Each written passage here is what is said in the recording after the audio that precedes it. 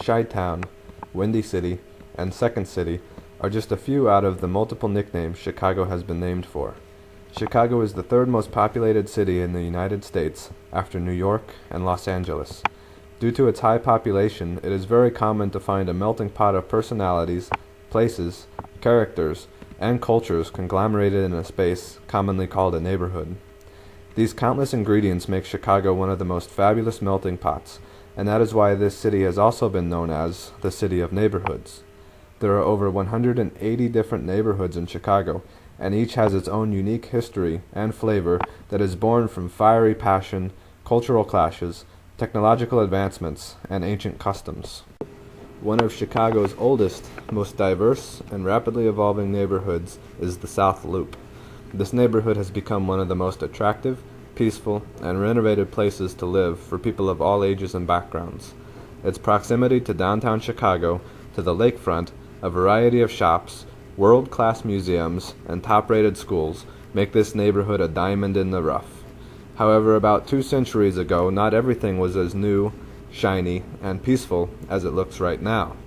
The neighborhood has been a witness of perhaps one of the bloodiest events in Chicago's history, the Fort Dearborn Massacre of 1812, where a tribe of British allied Potawatomi warriors ambushed and killed 28 military and 14 civilians, including women and children. Today, all that remains to signify this event is a simple plaque and a tree. From the ashes of Fort Dearborn, the South Loop, with the Prairie District at its heart, would rise to face a tumultuous future every bit as surprising as its beginning. On the other hand, in Chicago, hundreds of firehouses were built over the years, especially when the city experienced a remarkable growth. Some of them were replaced with newer facilities, other ones were demolished, and some of them have been converted for other uses, as in the case of the Chicago Firehouse Restaurant, located at 1401 South Michigan Avenue. While this building still exists, the firehouse is one of the numerous places that Chicago's South Loop neighborhood has lost.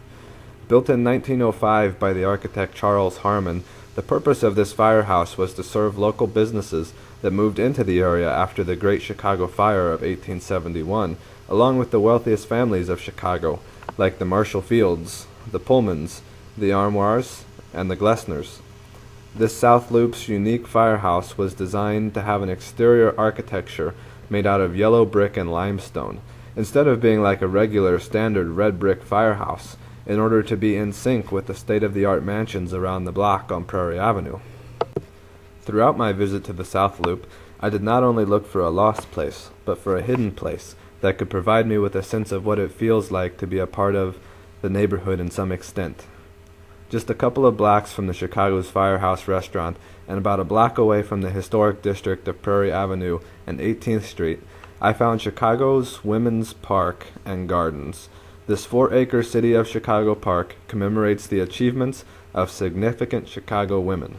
These tranquil and isolated grounds make you feel very secluded from every street, building, and any other noise in the city, while the nature surrounding you becomes breathtaking. Also, this park harbors the Clark House, which is Chicago's oldest building, dating back to 1836. In the summer, this park hosts many locally sponsored events for the enjoyment of all family members. Also during the summer, the park promotes a go-green culture by offering its residents the opportunity to plant apples, tomatoes, heirloom vegetables, and a garden of roses. Chicago is, and will keep being, a mecca for all kinds of people, cultures, tastes, and personalities.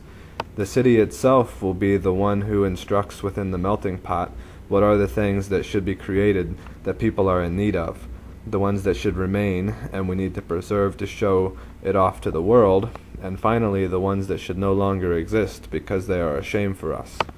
Places like the Chicago's Firehouse Restaurant and the Chicago's Women's Park are authentic figures of the hidden and lost treasures we often overlook, even within the boundaries of our own neighborhoods.